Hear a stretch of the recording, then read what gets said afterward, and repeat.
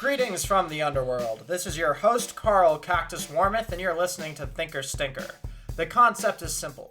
Each episode, I'll discuss with a guest 2 movies of their choosing. One that makes them think, and one they say stinks. Today, the thinker is Dan Gilroy's 2014 directorial debut, Nightcrawler, starring Jake Gyllenhaal. Nightcrawler follows the increasingly alarming antics of a stringer, a person who sells graphic footage to news stations. The stinker is David Lynch's 1984 Dune, an adaptation of the celebrated Frank Herbert science fiction book. It's got something to do with giant worms, drugs, and putting your hand in a torture box. I hope you enjoy. We certainly had fun recording this. Alright, this is Carl Cactus Warmith speaking to you from Albuquerque, New Mexico, and I'd like to introduce my first guest, my cousin, international traveling companion, the Jolly Ginger himself, Izzy Friedland. Yes, Izzy? yeah. How's it going? It could be better. We just sat through Dune. Dune, yeah, Dune, which is going to be our stinker today. Yeah, and boy is it. It's, if movies could smell, I would close the vent on the I don't have a good simile or a good metaphor, but it is a smelly movie, it's a no doubt. Stinky fucking movie. Stinky stinker, it's a one loud could say. fucking movie. All right. Well, I guess we should start with our thinker then, to not get off on too bad of a note. So our thinker is Nightcrawler. Yeah, it's eerie. It's compelling. Neo-noir is a good way of putting it. There's a lot of just city lights, lots of focus on sort of glittering bits and pieces in a harsh reality in that movie.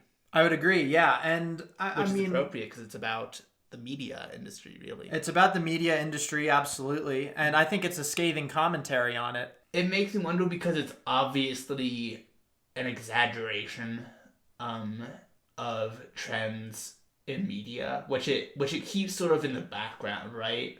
The entire, weirdly predatory nature of his work is something the movie spends a lot of time on. Speaking of predatory, what do you make of the sexual tension between him and Rene Rousseau's character, Nina? Yeah. Plus, it's sort of like a cringe feeling because you think that he's trying to flirt but doing it badly. And then it becomes more and more clear that he's just straight up coercing Cole into sex. Right. With no real pretense that he's not. Almost, I'm not sure really how I feel about it, thematically. Right. That at the end of the movie, she's like, I'm inspired. She's actually, it seems almost in love with Lou. Right. It's that's really what I was going to say. That's really disturbing to me. I think there's parts where it's not just Lou's character that's being creepy, but sometimes the script is genuinely creepy. There's a concept in the movie where she leaves stations about every 2 years, which he has very disturbingly researched somewhere. Yeah. Probably just digging through the internet or something. Yeah. Which makes him more of a stalker. I mean, it confirms his stalker status, really. Yeah. It's also interesting because of how little we actually know about Lou as far as his background, his upbringing, who the people are in his life, which there's nobody. He's just some sociopath that crawls out of the woods, and it becomes clear that this business class and all this shit that he's trying to remake himself in, this weird image of this almost Trumpian, if Trump actually fucking made sense and actually was successful, that sort of venture capitalist god that he's trying to be. It's a plot that's really unique. It actually was turned into a Netflix miniseries, reality miniseries called A Shot in the Dark. Shot in the Dark, I believe. I have no idea about this. Yeah. Yeah. It's there's plenty of real stringers, and it's set in LA as well. Mm-hmm. And it's a crazy line of work. So wait, is that a reality show? It's a reality show. It follows real stringers. So it's a camera crew following a camera crew. It's a camera crew following disasters on television. There's no doubt a meta quality. And that's allowed to exist. I'm just imagining the chaos around any fucking spot of disturbance in LA.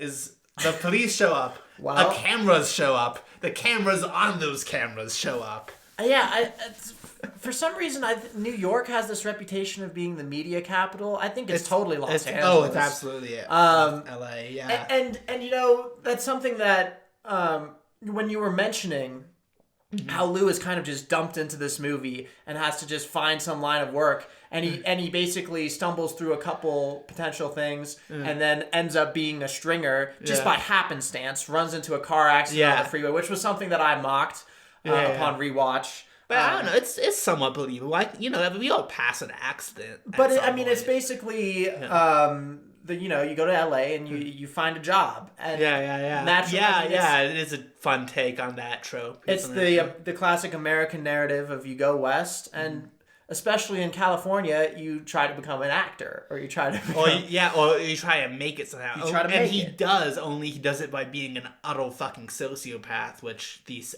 systems and institutions reward. Yeah. All right, and your stinker was Dune. Yeah, our stinker was Dune. Because that was a collaborative. We did watch it together. Effort to suffer get through that shit. Yeah. Yeah.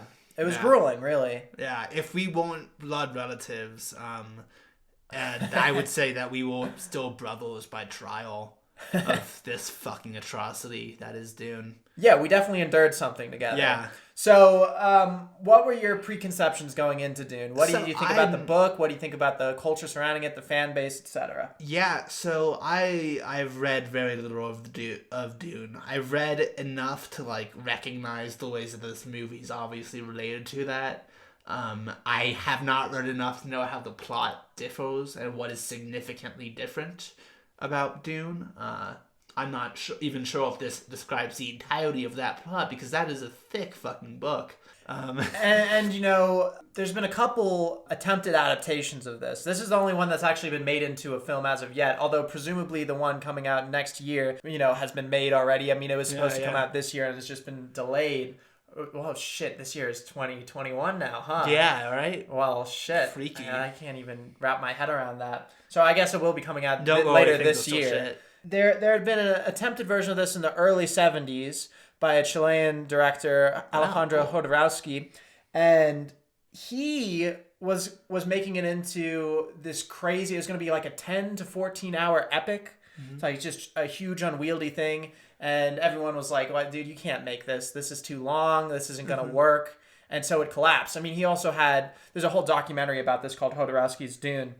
And he had these really ambitious casting ideas like Salvador Dali and Orson Welles. I don't think it was ever really going to get off the ground.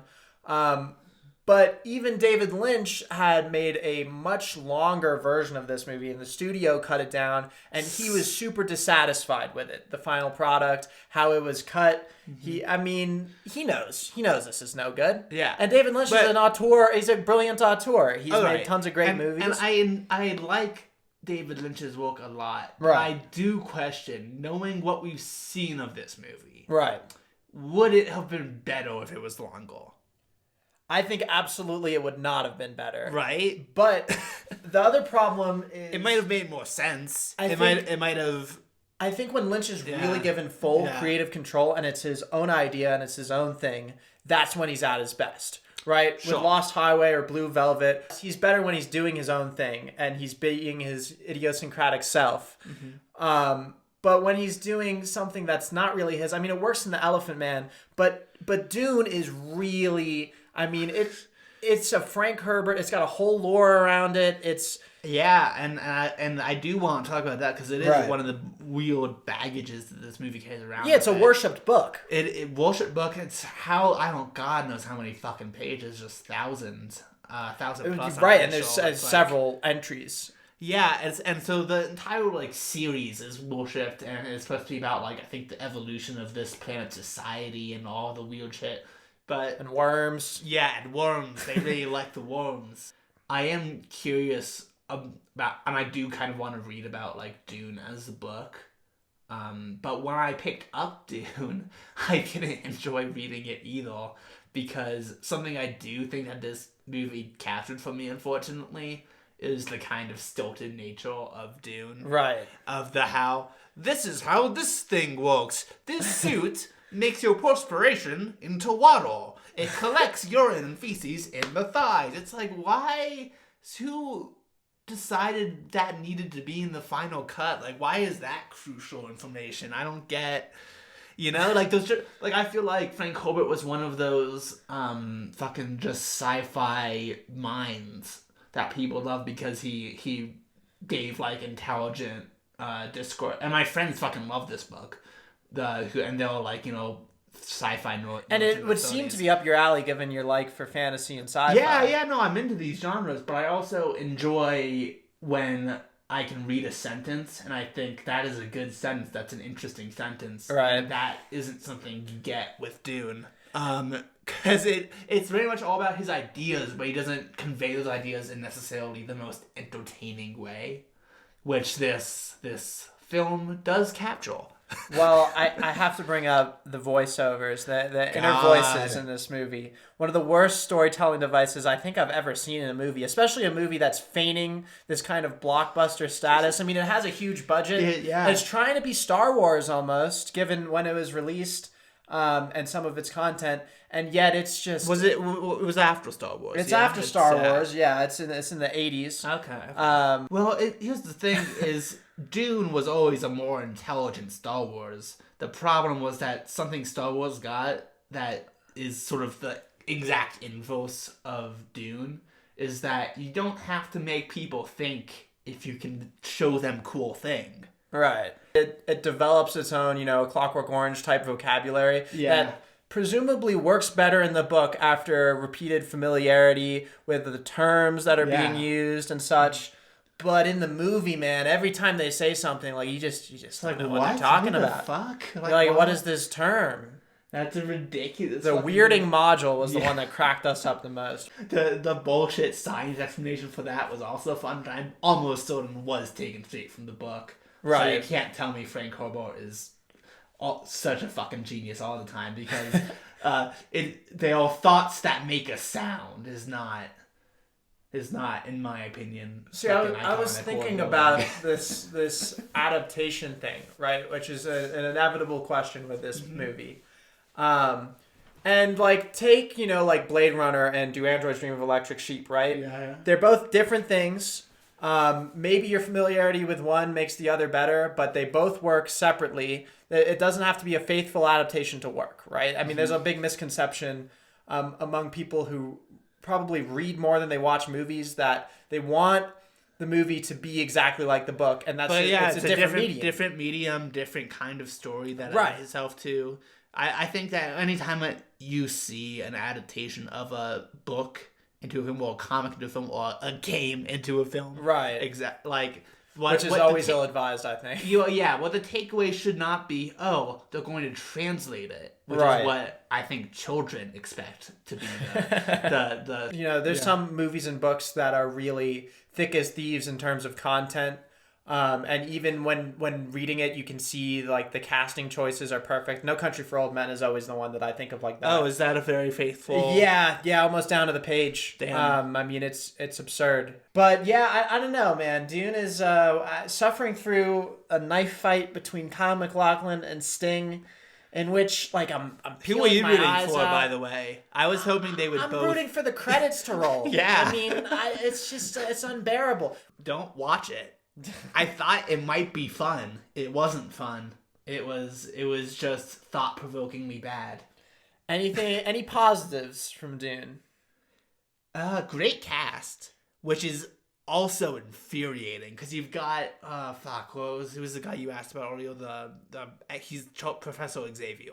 Oh yeah, Patrick Stewart. Patrick Stewart's in it. He's a great actor. Jack Nance is a great actor. Jack Nance kills it. Sting Kyle is not a great MacLachlan. actor. Kyle, of course, is the boy. But he is Sting. He's Sting, which is both a pro and a con. But really, I could imagine Sting being more entertaining than he was in this movie. But speaking of music, I mean, I think that if there's one thing that's good about Dune, it's the soundtrack. Yeah, soundtrack. The most of the visual effects are not it, but there are some that were kind of cool. Yeah, the special effects are rough. I mean, Jesus, yeah. It's like watching damn Roblox half the time. Yeah. Roblox with a voiceover of highly technical terms that you don't give a shit about as the viewer. All right. Well, I think that's all we have today for Thinker Stinker. I would like to thank my cousin for hopping on here. Thanks for having me. And tearing into a bad movie. And anytime. Except congratulating not a good this one. again, please. We'll never watch it Let's again. never watch Dune again. Never. And there you have it, friends and fiends. Izzy and I were in agreement on these two. That won't always be the case on Thinker Stinker. In fact, I encourage guests to bring hot takes.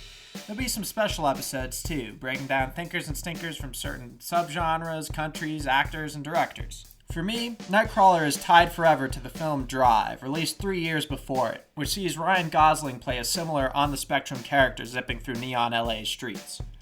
As for Dune, sometimes I like to pretend David Lynch didn't direct it, just some rando 80s hack.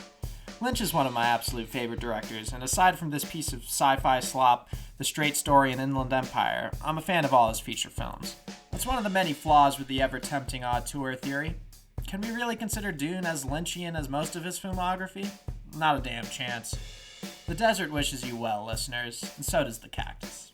Peace out.